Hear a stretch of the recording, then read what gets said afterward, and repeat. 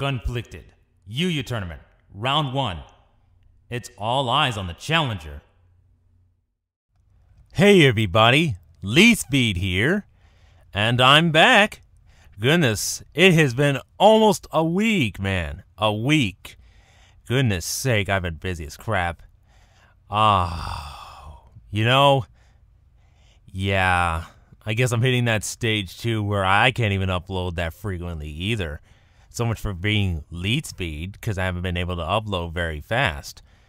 Then again, it's college. When you got, like, papers and shit to do, you're not really gonna have that much time to upload a video, especially with a layout. I mean, I could probably get videos up that don't have a layout, but this particular video, I want to have a layup on it, so yeah, I'm willing to. I was having to wait a bit just so that I can make room for it. But yeah, anyways, this is gonna be a UU match. Obviously, it's a tournament match against Meliekpi111, I believe. And yeah, this is round 1, bracket B, I believe. So, something I should let you know about this match first is that it's very long. So there is a lot going on. There's a lot to explain too. So grab your popcorn, grab your girlfriend, grab whatever, because yeah, or heck, use the bathroom, do everything before you watch this, because this is going to be pretty long. So anyways, let's do this. He's going to lead with Miss Magius, and I'm going to lead with my bona fide chicken here, my Moltres, because he's the original bona fide chicken, but I'm going to go for the Fire Blast, and he is going to switch out to his Arcanine, predicting me to go for another Fire Blast, but that is not so, because I'm just going to go for the Roost, predicting him to switch out, or to see if he will actually stay in and go for another Shadow Ball.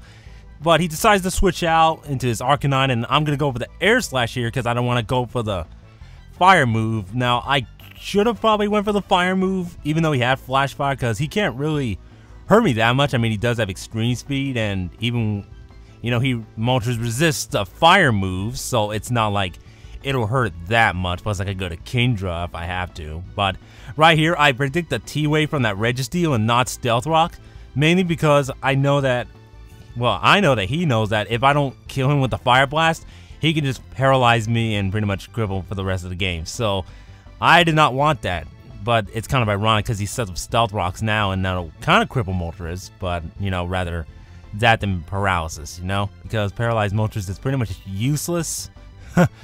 But anyways, I'm going to go for the Fire Blast, predicting him to switch out into something else, and that's why I didn't go for Earth Power again. I hit his Celebi on the switch, which is very nice. I kind of hoped he brought that in because it resists the ground move, or if you brought in Honchkrow, then, it would have been hit by the Fire Blast as well. But right here, I'm going to go for the Ice Beam, hopefully to finish it off the Celebi, but he goes in the Arcanine. Now, Ice Beam was kind of more the safe play, especially since if he did bring an Arcanine on the second Fire Blast, it would have gotten that Flash Fire boost, and that was something that I did not want. Now, right here, I'm going to go to my Moltres to kind of be Death Water. Now, I could have brought Kingdra on this hit, but the only problem is if he actually predicted the Kingdra to come in, I would have been kind of screwed, and, I kind of need Kingdra to handle this Arcanine a little bit, but, so yeah, I have to fodder out my Moltres here, and that's kind of depressing. I don't really get to use him in this game, but in the long run, losing him isn't too big of a deal. I mean, it would have been easier to handle Registeel and Celebi with him, but, I have to come with an alternative strategy. Now, I do bring in Kingdra, and what I should have done here is gone for the Dragon Pulse. I think 2 Dragon Pulse on the switch would have taken out the Celebi here, because looking at this damage, I think 2 would have taken it out. Maybe, unless the minimum damage kicks in. But, see, now that he's got the Recover, I cannot stay in here because I'm not going to be able to hurt him that much, because I don't have Dragon Dance. I'm running the Rain Dance variant. So I'm going to have to go to my Roserade to take either the Leech Seed or whatever he's got. But he does go for Leech Seed. Doesn't work because, it's the keys of the Roserade, plant, everything. But right here, he is going to switch out, and I'm going to go for the spikes, predicting the switch, and he's going to go to Arcanine to try to take out my Roserade with the fire move. Now, I'm going to predict him not to go with the fire move because I have the Kingdra that I could switch into. So I'm going to use that knowledge to my advantage, and I'm going to stay in. Kind of risky, but hey, sometimes you have to make risky plays, and sometimes you just feel that he's not going to go for the obvious move. So anyways, I'm going to go with the Leaf Seed, knowing that he's going to stay in and try to hurt me pretty much. And if I did switch in Kingdra, that would have been bad news. Bad news bears, one would say. But now that I got the Leaf Seed off, I'm going to predict him to go for the fire move now. Probably the Overheat or whatever.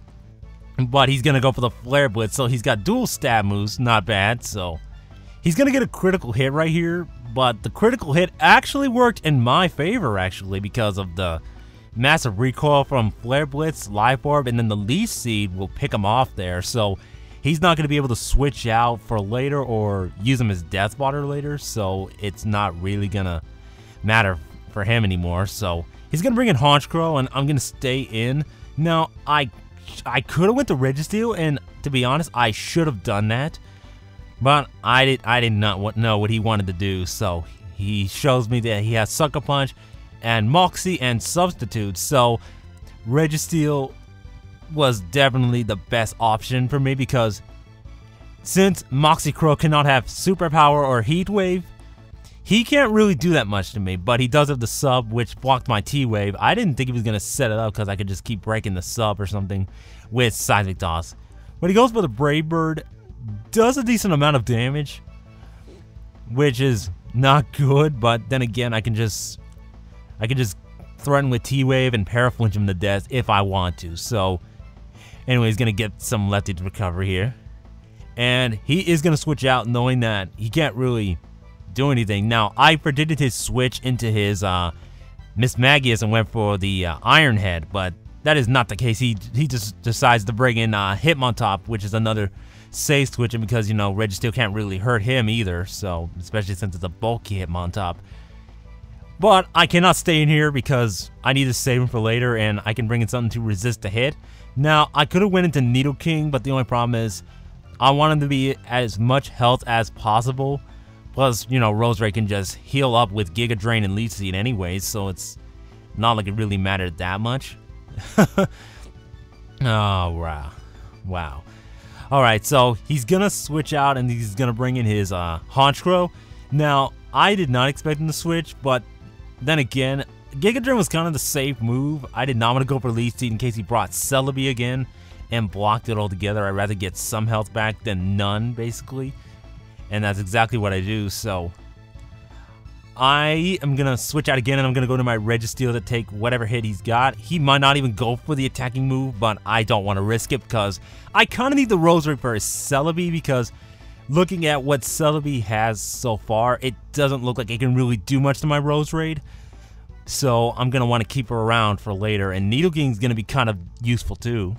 I've literally got 3 kind of annoying threats to this team, and he's got quite a bit of annoying threats to my team, so we both have threats, and this match is pretty much going to be revolving around who could take out the bigger threats first, especially since Honchkrow can kind of tear through my team if my Registeel's gone, but my Nidoking could probably tear through his team once, like, Hitmontop's gone. So once we get rid of specific pokes, then, you know, one of us is going to win, so it's pretty much how that's going to work. So anyways, I'm going to go for the Seismic Toss just to break the sub. Now, I think next turn I'm going to go for the T-Wave, knowing that he can't really keep subbing up, but he is going to predict that very nicely, and he's going to go to his Celebi to take it because he does have the natural cure, and, you know, upon switching out, he's just going to get rid of that paralysis anyways. But I can't really stay in here anyways. I could try to Paraflinch him to death, but the only problem is I'm probably not going to do that much damage considering this is a defensive Celebi.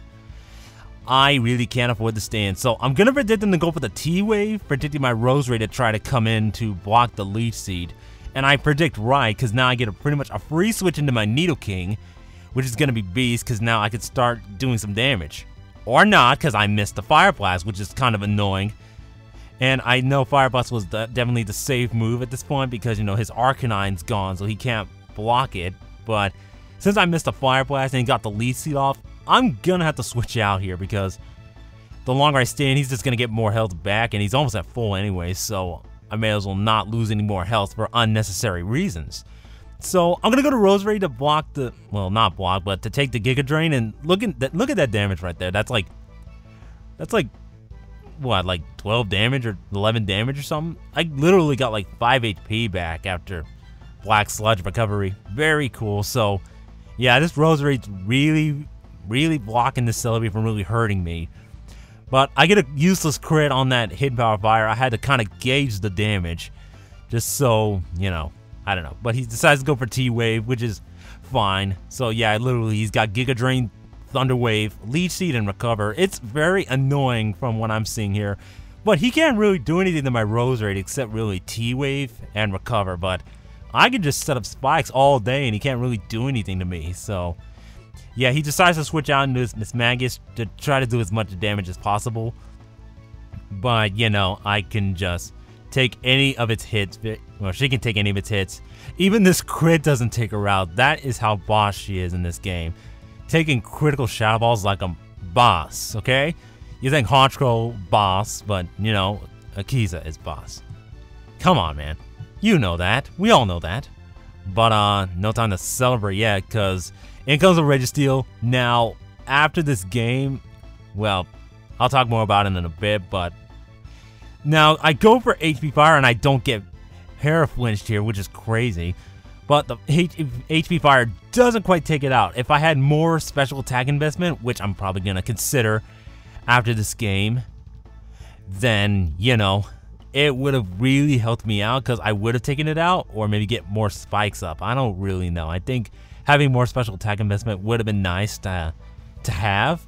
Now, I do switch out to my Registeel, which is kind of a weird play, but you'll see why I kind of had to do that for later. So, yeah, I win the speed tie with the Registeel here, and I'm going to take out his Registeel with the Seismic Toss. So, I pretty much got rid of him, and he's got, I believe he's got Hitmontop, Celebi, and Honchkrow. I've got Registeel, Nidoking, Roserade, and one other Pokemon that I have not used yet. So, now, he brings in Hitmontop. I'm going to go to Roserade to be Death Spotter in case he goes for Close Combat or Rapid Spin. He's not going to be able to do either because there's nothing to hit. So yeah, the move failed!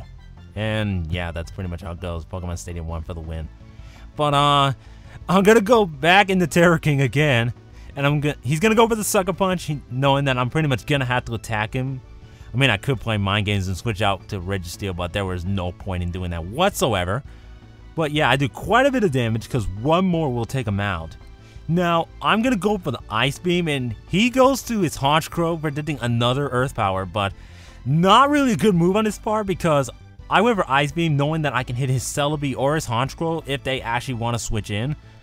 And he does decide to bring in Honchkrow, which was I think that was the key misplay right there. One of them anyways. I mean, it might not have mattered that much, but if he had fought it out Celebi here maybe and brought in Honchkrow, he could threaten me with the Sucker Punch to take me out, but then I still had Registeel and one other guy left.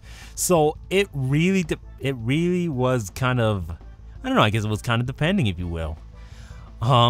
Anyway, they take out the Celebi and he goes for the Sucker Punch with his Hitmontop, but I'm just going to take him out with an Earth Power. So yeah, that is pretty much going to be a 3-0 win, my favor. And gosh, with how this match went, it literally had to revolve around just getting around specific Pokemon, and pretty much whoever can get around the big walls and shit would probably win. And as you can see from the team preview, I have Heracross left, which I have not used in the entire game, which is kind of weird, huh? Kind of weird, you know, considering that. Well, the reason I would normally have Gallade in place of Heracross, but, you know, it's a tournament match, and the only problem with using Gallade in this situation is if he had, like, Slowbro, yeah, I would have, I mean, I don't know, I mean, I had, like, Nidoking and Roserade to hit him for super effective, but I'd rather have a decent way of doing a lot of damage to it and maybe whatever else he has. So, I mean, it was kind of the safe option to bring in Heracross for this game. And, by the way, Heracross is getting a nickname change after this battle. So, I have a couple of matches with him, and he has a nickname change, which it's gonna be kind of cool, I guess. I guess look forward to that. But yeah, this was a pretty long video, so I'm probably gonna stop right here, and you know, hopefully this makes up for not uploading for quite a long time, or if I don't get to upload for a bit, I hope this match does make up for that. So yeah, if you like this video, I guess hit the like button if you want, spread the word, I guess. I know this is a tournament match and it's kind of risky because people can see my teams, and to be honest, I mean, when I upload videos, people see my teams anyways. The only difference is I might use different movesets or different team lineups here and there, but you know, yeah, that's pretty much how it goes. So anyways, I'll see you guys later. Peace.